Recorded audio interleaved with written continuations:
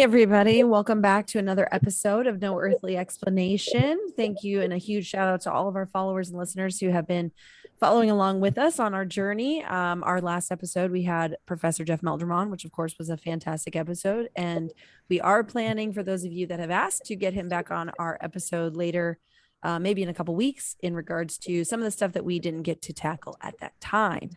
But let's go ahead and get right into this. I want to bring in my amazing partner in crime on this show. And I don't even like calling him my co-host because he is number one host next to me. Well, So I'm so flattered, but I'm also so thankful to be working with Brit in any capacity, to have seen her develop as far as, especially within the UFO community, as someone who's not only becoming more outspokenly correct in her position, in her observation of not only the people in the UFO community, but also her personal assessment of what's going on.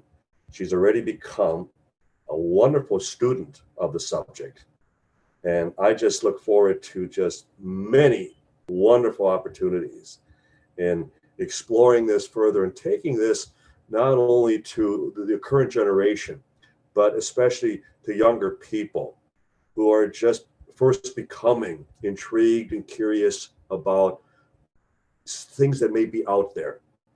And realizing that it's very topical, it's something that is now in the news on a regular basis. We are making headway politically and as far as historically, as to looking at this in a serious nature, not acknowledging, the past taboo, characterization of people who look at the subject, at the enigma. And it's a journey we take together. It's a journey that with our audience, each particular program that we flesh out and we explore. And we are open to all possibilities, all solutions as to the very nature of the phenomenon. And let us all enjoy the adventure together. I love it. I just want to take it back for a second. I think you finally broke me, Dawn. It meant so much to me what you said. Honestly, Phil. I'm glad that people can't see, but I did get a little teary-eyed. Coming from you, for me, that truly, means a lot because, as I've mentioned before, I grew up learning about, J. Allen Hynek and Project Blue Book, and then reading your books from a very young age and learning who you were and the studies and Kufos and everything like that you did, and you continued on. And then, here I was in a position in my life that I could actually reach out to you in a professional position to ask you to be a part of a project that I was working on. And then, to here I am today.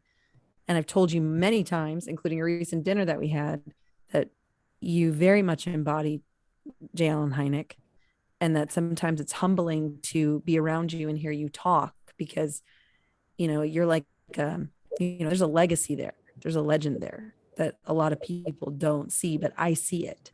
And I saw it a lot this past weekend in Roswell. And it's, seeing that in person and seeing how the community addressed you and how happy everyone was to see you says volumes about a character of a person, because words only mean so much, but it's the actions that somebody takes that shows the volumes of the character. And I saw that unfold, and all of your colleagues had nothing but amazing things to say to me about who you were and how strong you were and how you would fight to get these things and, jumping over fences. And it didn't matter what you did to have to get there, but you did it. So it says a lot, and to be able to call you family, Don, it's humbling. And it's wonderful that my kids get to know you and they see you as Uncle Don, and you're my mentor and you're helping me, because I wouldn't want anybody else teaching me in this field. I just wouldn't. You're a legend of your own. Well, I need to, I'm so flattered and again, so grateful.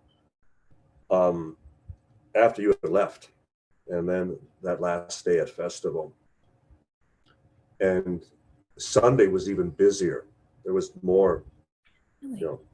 floor traffic than Wow. even on Saturday. It was And amazing. Saturday was packed. And Saturday was packed. And all at Yeah. once, a family came up to the table with a boy, I'd say around 10 years old, in a wheelchair, Mm. motorized wheelchair. And I stood up to shake hands with the father as he extended his, and he expressed to me that they were there because his son wanted to meet me. Oh, wow. And I said very quietly, "How bad is it?"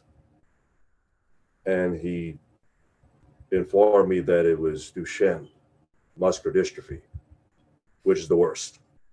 Yep. Yeah.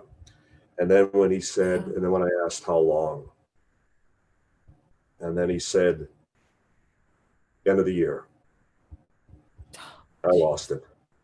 And then when I'm he sure. wanted to take pictures with me, and I stood there crouched down next, and oh, it was, but again, it demonstrated that we're also touching people in a way that beyond the research that we're involved with, that Mhm. it's striking me emotionally. And Britt, I can't tell you how often I have had parents, with their little boys, and I had one, parent group parents as far as with their gifted daughter, and she had read one of my books, and she brought it, and she was so excited that I would sign it for her, and it makes all this worthwhile because we are getting through to even the young people. We're getting Yeah, through to people that are the only ones that really matter in all this. The of politicians in course. Washington, they have their agenda. The scientific community, you know, they've sold their souls, their principles, securing their grants and their next government funding, that type of thing. But when there's a meeting as far as from heart to heart, and you Mhm. see that you're making a difference in their lives because you're talking about a subject that has attracted them, and it's like even in the face of their own suffering, their pain, their illness, that they want to meet you, they want to talk to you, they want to have a picture Mhm. with you, they want to have a signed book. And again, it's heartbreaking, but nonetheless, it is so gratifying again to know that we're the ones who are doing that. And I Right. seldom see a politician or anyone that children are that excited to be with. And so Right. it's one of the things that makes Festival in Roswell so special because we're there, we're accessible to the public.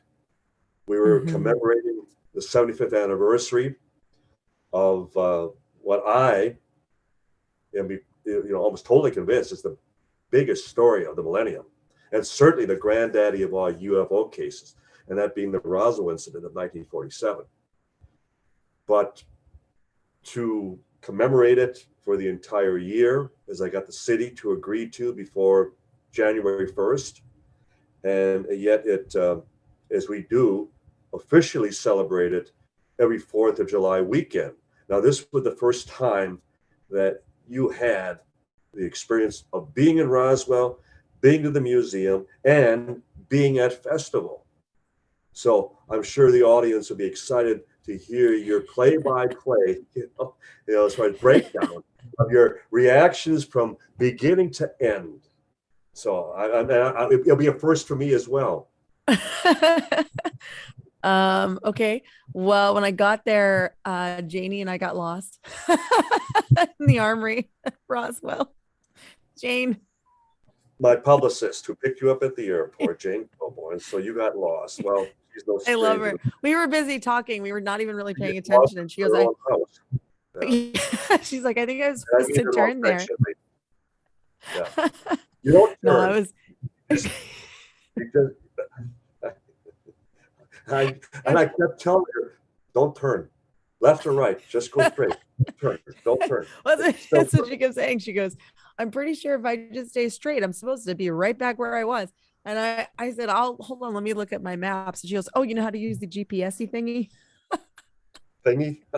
thingy? I said, yeah, Jane, I know how. God love her. I had so much fun with Jane. It's not even funny. Um, She's a anyway, nut, no, but a good nut. I love her. Oh my gosh, I love her to pieces. Anyway, I honestly, I didn't know what to expect to see Roswell because I'm surprised that my family never took me there as a child because I was a Western girl. I was born in Tucson, Arizona, lived there for a couple of years, then moved to Colorado, and we would travel to Utah, like Tahoe, You're right there. You're Arizona, hours away, right? literally right there. So it's fascinating to me that we just never kept going, like, and visited Roswell, and I even asked them, I said, did we? And I was just a baby and didn't know. And they're like, no, that's really weird. We just never stopped off there on our road trips and stuff, which is, it is what it is. So being there, I didn't really know what to expect. And I had heard from other people that had gone there, like, oh, it's a one road in, one road out. So I'm thinking like ghost town situation, like that's how Yes. I learned it in the Old West is one way in, one way out. So Mhm. I'm like, oh, this is going to be awesome, and it legitimately is one road in, one road out in the middle of nowhere, surrounded by just desert. And it's really cool. And excuse me, I'm losing my voice since I got back. Somehow or another, it's just going. Um, but what I found really fascinating was everywhere you look, I think the whole city kind of embraced the fact that they were Roswell. They were the 1947 crash of Roswell. So it's like this really cute, quaint, interesting town that, like, I presume to think that everybody would know everybody because you have like the one strip that's like the main strip where all the shopping is and your grocery stores and your convenience, whatever you need to get to, and then it kind of like moves out to the houses.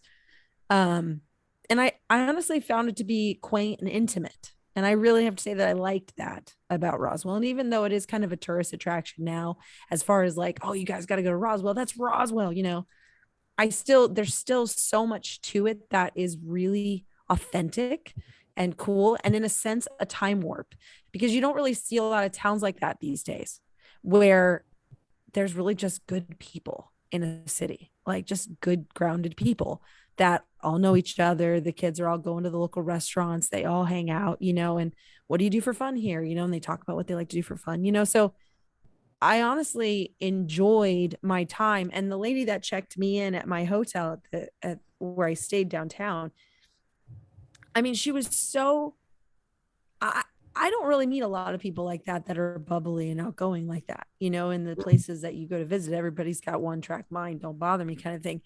And she was just so friendly and wanting to have conversation. And how was my time in Roswell? And it was my first time. It was awesome. I'll tell you where to go. And I just found that to be so welcoming, and that I haven't felt that since I was younger growing up in Estes Park.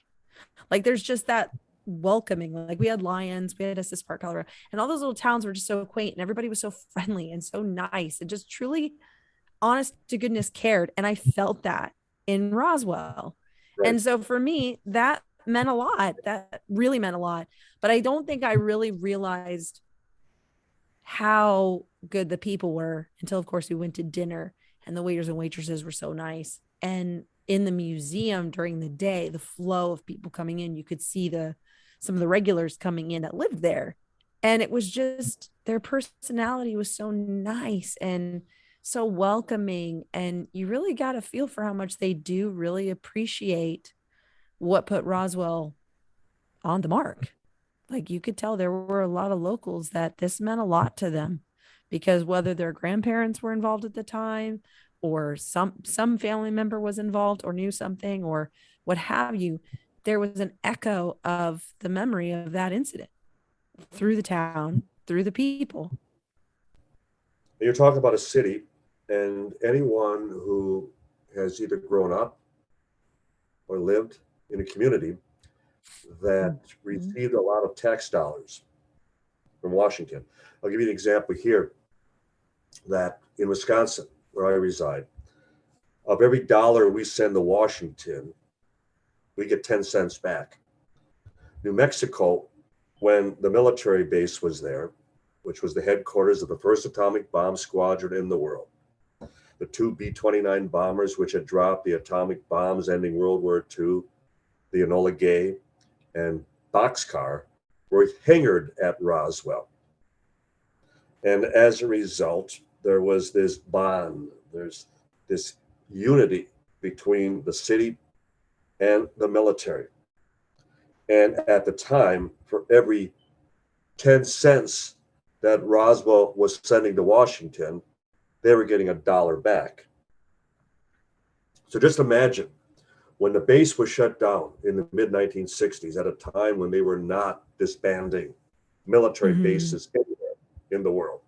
And it was strictly a political ploy on the part of the presidential administration at that time. And because Roswell didn't vote in that direction, and it was payback. So we'll show you. And so the base is shut down. Well, nonetheless, it was just a huge blow to the local economy, to the point that they had no idea if the city could even continue. And it wasn't until 25 years later that when we made the proposal of having a museum, and it was at a conference in Washington, and it was never our intent to revitalize the city. All I did was cite the example of here in Wisconsin, we have one of the biggest tourist attractions in the country called the Wisconsin Dells. When the Ice Age receded and it carved out all those glaciers and all those underground water rivers and lakes and things, and it's just a tremendous, again, draw from even around the world. But I pointed out the fact that it's all owned by Chicago business. So most of the money goes not to Wisconsin where it's located, but to Illinois. And I predicted that if they would allow the same thing to happen in Roswell, they'd regret it. And I suggest the first thing and the best thing we could do is create our own facility, a museum, to preserve the historic nature of the incident. All those who were involved, all the eyewitnesses, their testimonies, all the research and files that would be forever preserved to demonstrate to the people, why Roswell, as I said at the beginning of the show, is the granddaddy of all UFO cases. And so here we are, all these years later, and I have no problem with the city capitalizing on it. I have no city, as far as no say politically as to how the city profits, or for all the new hotels that have arrived, the restaurants, and that they continue to come in. And the reason my hands are clean is that we have never asked for a dime from the city, from the museum. All of our archaeological work, all of our research, all of our travel, everything else, not a dime. So there's no obligation on either part. And as a result, for anyone to ever suggest that the museum was established as a tourist attraction and nothing more, no, it was established as a Mecca, which would present and would serve as a repository for all of the research, all the data, all the truthful information about the case that we would then provide. That is my agenda. It has been from day one, and it will continue to be so. So again, I have no apologies to anyone who would suggest that Roswell is nothing more than a tourist trap. No. I mean, you had the same thing with Graceland. That doesn't deny that Elvis existed or that he lived there. We could go right to the very top as far as the Holy Land and for all the tourism.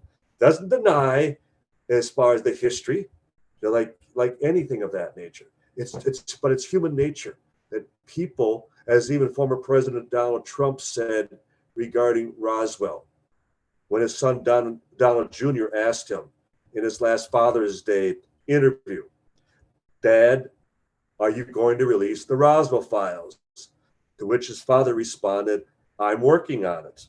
And then his father added, I'm aware that millions of people go there because they want to be where something important happened.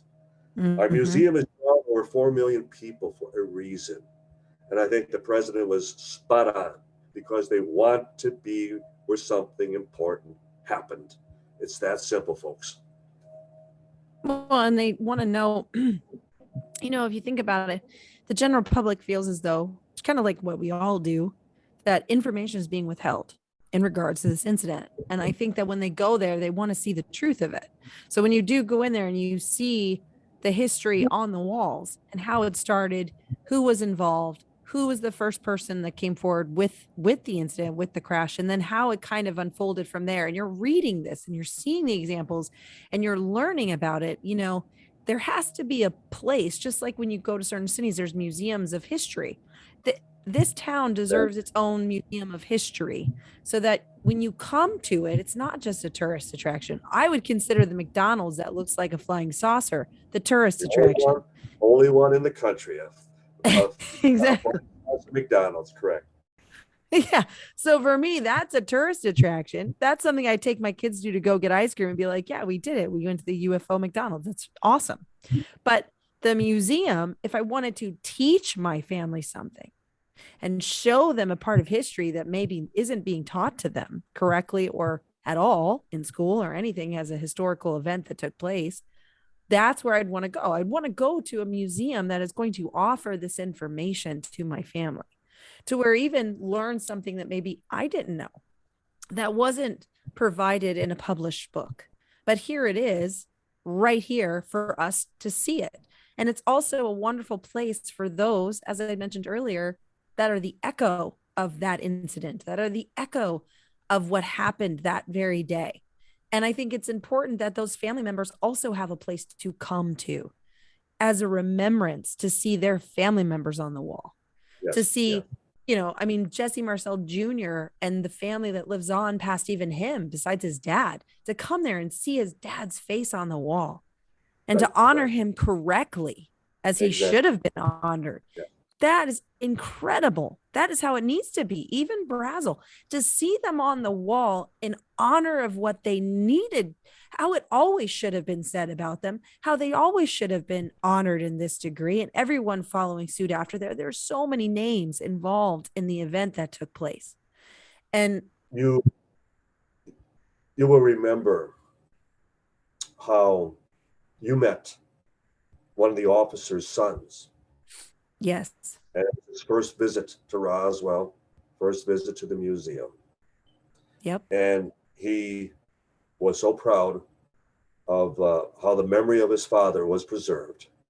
yep, And then Saturday evening, when another one of the family members arrived during our panel, and he yep, I walked in, do. I immediately, yeah, and this has happened for years, where the families will make the long trek. They will come to Roswell. They will come specifically to the museum Right. and will stand there with tears in their eyes as you described, Brit, pictures of their fathers on the walls. And not only remembered for their service in World War II, not only remembered for their being assigned to the most elite squadron unit in the United States military at that time, the first atomic bomb wing, the 509 bomb group at that time, but that they were also involved with one of the biggest stories of all time. Yeah. And to have listened to all the ridicule, all the character assassination, all the times that Roswell has been the butt of jokes Yep. and families personally attacked were nothing more than they happened to be assigned there or they lived there at that time. And the Roswell, connection to the official government explanation that it was nothing more than a weather balloon with a radar reflector kite. And then to come, not knowing what to expect, and to see that it's our way of not only saluting the service that all those people performed, but that they were brave enough to go on the record and say, it happened. We were Right. there, and we stand in defiance, and we stand brother to brother, sister to sister, with the public's need, the public's demand to know the truth. Mm-hmm. And I have often told people, I compliment visitors because they're coming to Roswell for the truth, and they're not going to Washington. Right. But I So, can what tell was you, your Don. impression, please? No, go ahead.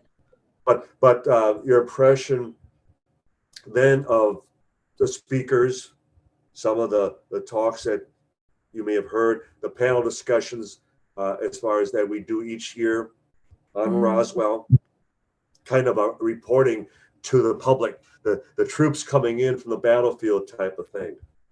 And Well, the first one that you hosted with Tom Carey, kind of starting from ground zero, the morning, of right, 1947, this is what happened, and this is what takes place, boom, boom, boom, afterwards.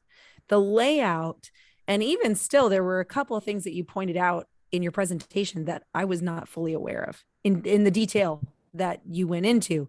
And I actually filmed some of it. And for those of you that would like to see it, you can find some of those clips on my Instagram. I filmed it and posted it because it's some of those key factors that people really need to know.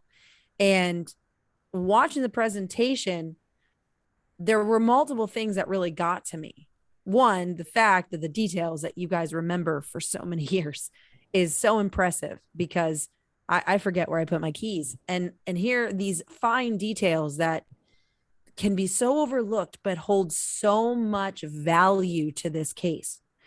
And they're tiny. They're tiny. Some of them were like tiny little details that I think a juvenile investigator would overlook and not pay any attention to.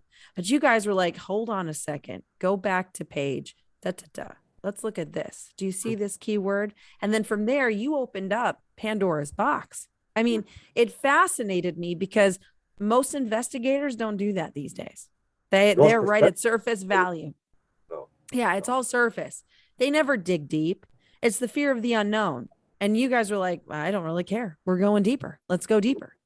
But it amazed me the people that kept piling in to listen. And not a single person, everybody turned off their phone. I watched people were turning and silencing their phones because they wanted to hear what you had to say.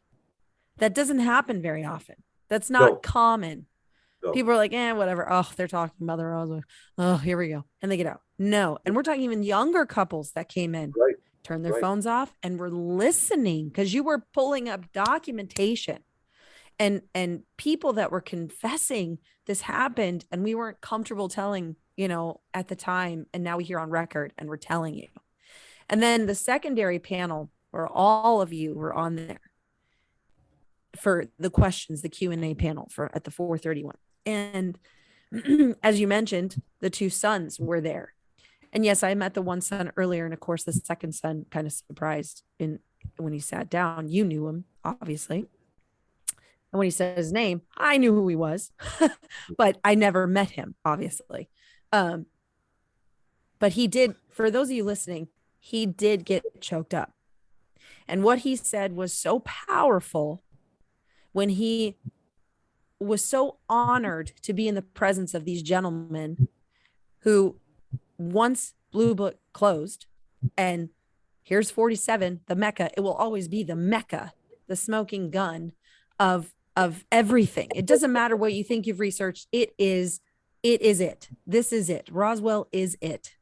And here he was in such honor that his dad's legacy and his own legacy for his own family is living on through these gentlemen that are sitting up on this panel that went after it at all costs in honor of people like his father and the other gentleman's father. And to hear them get choked up and appreciate everything that Don and his team and everyone at Kufos and all these gentlemen are doing and have done, again, to me, meant so much more. And unfortunately, I think that's what's lacking in a lot of what people are doing in the ufology community today. Because I think if more people could have sat in and saw this, or it had been streamed live for everyone to see, I think people would have felt what I felt in that room. And it got to me so much, Don, and you didn't know this, but I had been messaging my husband about how much that panel affected me, what had Mm. happened, the energy in that room, how much it affected me emotionally on a level I didn't think I'd ever, you wouldn't think about reaching. But there's a lot for me involved in this. It's you, it's, the 47, the military aspect. My grandfather was military, he was a Marine. But there was something that really hit me. And when I stepped out at the restaurant, when we went to dinner that night with everyone, and I said, I'll be right back, in house. Like, you okay? I'm like, yeah. I'm like trying to suck it in. But I actually went out front of the restaurant and called my husband. And I started crying. I FaceTimed him because what hit me, and a lot of people I don't think realize this, and it changed me. I came home with a whole new agenda. I came home with a whole new perspective and a whole new agenda. And I'm glad that I had this experience. Like, I know that you're helping me and you're my mentor, but seeing you, hearing the words of those around you, and seeing the panel and meeting all of these distinguished gentlemen in this field, it really changed me, and it made me stop and go, what happens when this legacy is gone? Who Yes. is going to continue to fight for this legacy that they fought the fight for? Who's going to do it? And I really felt in my core that I've got to start that. I've got to start that engine. I've got to start it. I don't know where I'm going to find that darn car and where I'm going to start piecing it together and how I'm going to make this baby run and purr like a beautiful 67 Mustang. But damn it, I'm going to do it, because watching these men speak, these gentlemen, this distinguished gentleman, a branch of men that we don't really have today.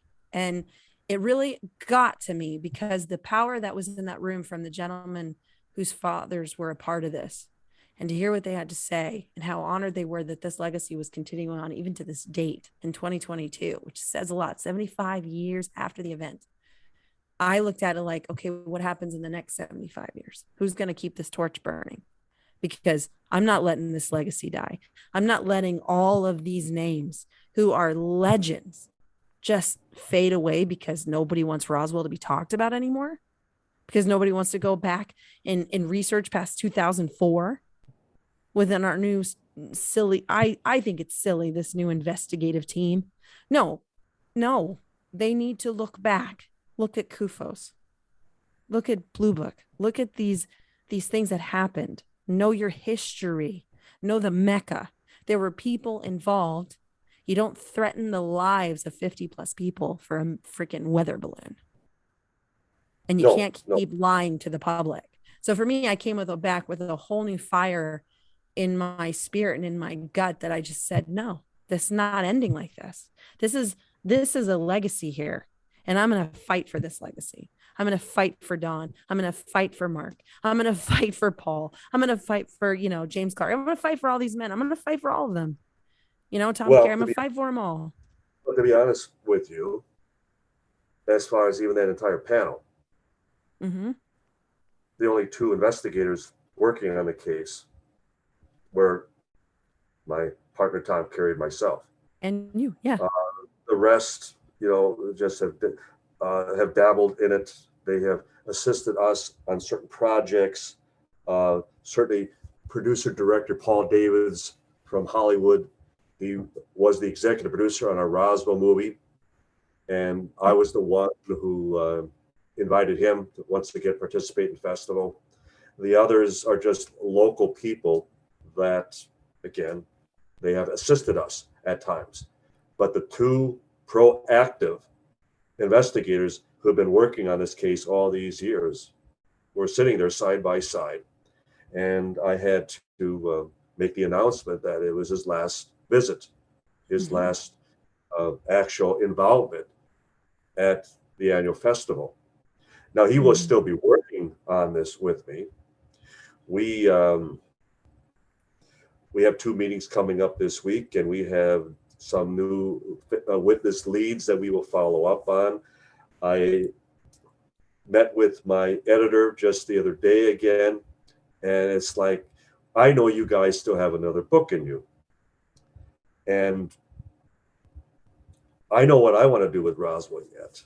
I don't know that it's going to be with with Tom Carey because he really would like to move on. He's planning on doing a book on Pearl Harbor, and he's planning on doing a book, sports book, because Tom could have played professional Major League Baseball. Tom was scouted by the St. Louis Cardinals out of college, and he could Mm-hmm. have, played. But his father insisted that he finish, get his degree, and a regret he has had now for the rest of his life. But everything you described, I have sensed in others. I have felt. It's just I showed a picture, and as we are recording this, I'm just back from the MUFON, Mutual UFO Network International Symposium. This year, it was held in Denver. And one of my opening images up on the screen during my talk was my first partner, Kevin Randall, and myself running through the debris field like children from one end to the other. Because even so much as we were skeptics going down to New Mexico that first time, you couldn't help but feel the energy. It was like 100 ghosts.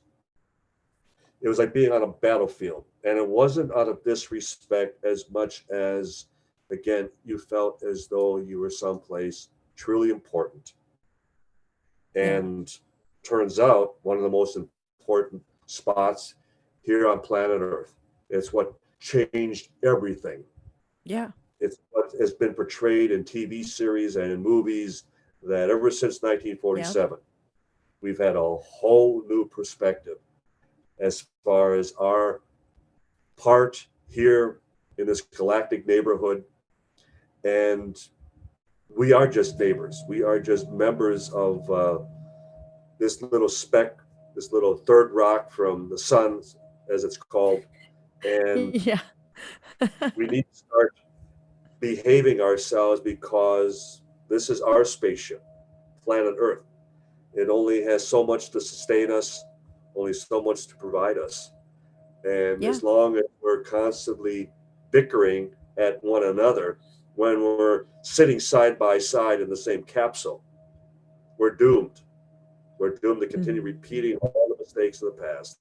And I like to believe that when people visit the city of Roswell, they come to our museum, they come away with the impression, as you describe it, Brit, that it's humbling.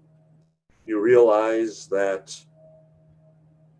it demonstrates that all the petty, insignificant little things that we become overly concerned about truly pale in comparison. And that if you accept, even if you accept the possibility that it did happen, that indeed Roswell was the recovery of a craft of unknown origin. And I stated that way, meaning that to this day, they still don't know where it originated. And that's the point. And how can one face that consideration and still worry about, oh, I lost my internet the other night again, or I didn't get a text that I was supposed to receive, or I had to stand in line at the checkout counter and I didn't have the correct change, and the person didn't give me the change, the correct, change back and that type of thing. We sweat all these small petty little things. In Roswell, for me, and you now have experienced that, Brit, has always brought me down the size. It always, again, suggests something of such monumental relevance, important, that everything else pales in comparison.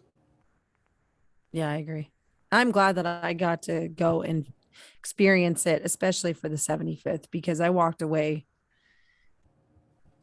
just walked away with a whole new perspective. And I wrote it all down because honestly, there was so much that consumed me from the moment I got there to the time I left, including all of the distinguished names that I got to finally meet in person, which was, humbling that you introduced me to. It was wonderful to get to know these people and explain who I was. And I think for them too, it was it was nice to see that there was new interest in the field, as I like to say, new interest, because it's important that there continues to be new interest and wanting more people to get more involved, because the more people you have building to be a larger voice about a particular case, especially this one, it'll make a lot of waves.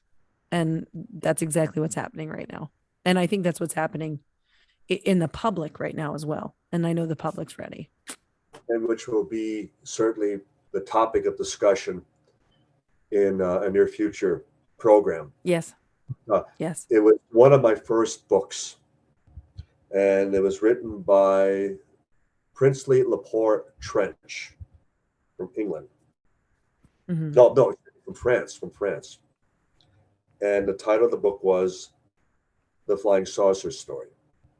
And the opening line in the book was, "Welcome to the Flying Saucer Story, one of the biggest stories of all time." Mm-hmm. So how could one not be drawn to something that relevant, that important, that significant, and act like, well, when one lands in my backyard, or one strafes my car, or ducks me out of my bedroom some night, then maybe I'll pay attention. But it's like, no, please don't limit your perspective. Don't limit what Dr. Hynek often would describe as researchers, as investigators, and that we would never lose that little boy, as he would call it, wonderment, that you peer up at the nighttime sky and you just let your imagination go wild. And here we are.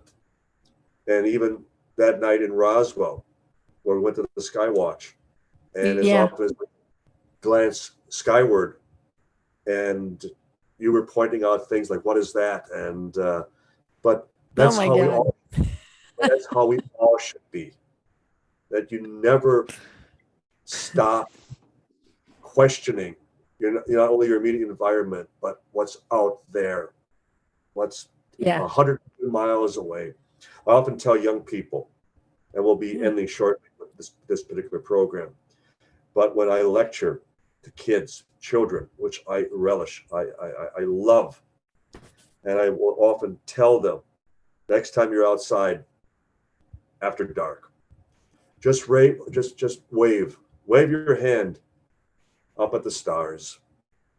You never know what little child may be waving back at you.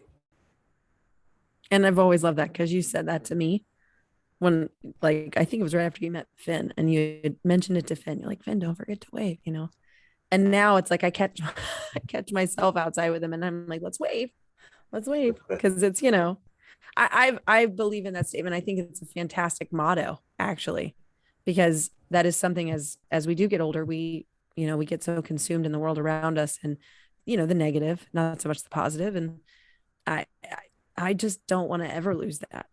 I don't, because I think once you do, what purpose is there anymore? Yeah, it's not worth it. But yes, to end on a good note, I did have fun sabotaging, as I will say, the night watch. We had so much fun in Roswell. Oh my gosh. But it was so fun. And what Don was pointing out just a second ago was that it was a little cloudy. It wasn't super clear. And then all of a sudden it finally broke clear, which was nice. Actually, I will say towards the end of the sky watch, it finally broke clear. But when we first got there, okay, let's just make this clear. It was very cloudy, and way off in the far distance, I saw something it looked like it was on fire. And I thought, oh, maybe Chinese lantern, but I was looking at it, it was burning kind of through the cloud and not through the cloud. And then it just got really bright and then went away. And I was like, Don, come on now. You didn't see that. And then, he's like, oh, it's got to be a tower. It's probably just a tower. Light will come back on. And then Mark just points out it doesn't come back on. And I'm like, okay, well, now I know that I saw something, Don. And they're laughing, and Mark, of course, being an engineer and have worked with NASA and all this other stuff, Mark's just kind of got this smirk on his face and he's laughing, and I'm like, I don't care what it was. I don't care. I'm just telling you that I saw something. And then, Ah, it had to be a freaking Heineck moment on me. And the freaking cloud moves, and it's the moon. It's the It's the moon. king moon. And so And the then thing is, later, what Mark and I knew it was, and we just went along with you at first. wow, I know, you guys. And so, and Don's busting in my chaps and pulling my chain, and Mark too. And then we get in the car and we're all heading back. And Mark and his one liners, he just pops out of nowhere in the back. And he's like, in all my years, I've only known one person to misidentify the moon UFO. Yes, but And he, that person is a scientist who works at SETI. That she honestly misidentified the moon. but in So fairness to me, though, in fairness, it was really cloudy and the moon it was wasn't oranges very, cast. very Okay. along the horizon, and yes, yes, yes, yes. So, okay, listen, this ufologist had a minute and I am blonde. So just cut me some slack. But it just cracked me up that Mark freaking points this out in the backseat so nonchalantly, just so, I was just like, oh my God, I get it. I'm like the little sister. I get it. Just pick Well, on the me. next time, Brit, you're going to have to spend the entire festival instead of just a day and a half, basically. Yeah. And there's a lot going on leading up to throughout that week and then that Sunday as everything wraps up. But it's just a break in the action, so to speak, because the museum is open 363 days out of the year. Yeah. And the major tourist season and during spring breaks and different motorcycle rallies and the balloon rally up in Albuquerque that is so famous. So there are constant, as far as tourists that come through the museum in such a way that it's as though every day is festival. Every day, people are coming from all over the world to again be where something important happened, take it all in, and then take it home with them, as you Right. yourself experienced. You cannot come to Roswell and leave it there, No, and you you immediately can't. start longing to come back. You already start making plans. I'm going to pick up where I left off. I'm going to continue the adventure, and the adventure will only continue. Yeah, I will say I have thought about it already.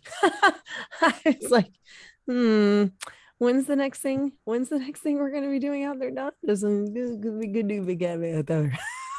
Get me back out there. I'm itching to get back out there. But on It that will happen. note, we have oh yeah. Oh yeah. Will cause So more we need to trouble. wrap up. So we do Yes. need to wrap up. Yep. And Yep. But again, Roswell was amazing. I had a wonderful time. I encourage those of you who are interested in Roswell crash, the history, the real history. I do encourage you to go if you can at some point and experience Roswell for yourself and do see the museum. Um, and definitely pay attention to the key points that are listed on the wall. It is wonderful in all strengths. And it's it's amazing. There's no words that really can describe it as far as what you can read and experience and feel when you're there. There is a presence there in that town, and it's very welcoming. And when you leave, you're already kind of itching to come back, like Don said. So I encourage anyone to go and experience it if this is an area of interest for you. You really can't be in this field and not go. I recommend going. I know Don would agree with me 100%. I agree 100%. And thank you for that. Yeah. So on that note, as we end this show, I thank everyone for coming out and listening wherever you are, whether you're in the gym, in the car, heading to work, wherever you are listening to us. We thank you. We appreciate your support and your listening to us vent, have fun, dive deep into the weird and unknown, or talk about our favorite topic, Roswell, just like we did tonight. And I ask you and I encourage you to please send us emails if you have any comments, anything in particular, maybe a guest you'd like to have us on, send us an email to noearthlyexplanation@gmail.com. You can visit our official website at anchor.fm/no earthly explanation. You can find us on Spotify, Apple Podcasts, Anchor, of course, is our home base, Amazon Music, Google Podcasts, Stitcher, Breaker, the list goes on and on, wherever you like to listen. Follow Don and myself on our Facebook and Instagram pages. And you can also follow our No Earthly Explanation on Instagram and Facebook as well. But you can follow us personally. Myself is Brit Barbieri on Facebook, would be Brit Barbieri Official. And on Instagram, it's Brit Investigates. You can also follow Don on Facebook at Donald Raymond Schmidt with an A in Raymond. And on his Instagram, Don47Tom. And again, we thank you so much for coming out and listening. And we really hope you come back and tune back in over the next couple of weeks because we have some really great shows planned. And until then, I'm going to go get on my Pegasus and fly out of here for the night. What about you, Don? I'm double parked in my saucer, so we're heading off to the dark side of the moon later this evening. So, ooh, tell everybody there hello. I will be happy to. Good night, Brit. Good night, Don. Good night, everybody.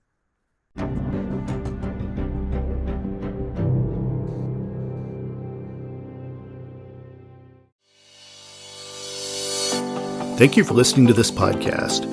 Please be sure to rate and review this episode. This podcast is produced by Todd Fisher and distributed by Metacortex Publishing. This podcast is copyright. Any previously trademarked or copyright content is used by permission. Information and opinions stated in this podcast should not be construed as medical advice. Please be sure to visit the official website for the International Association of Metatomics at metatomics.org or find us on social media for other unique content.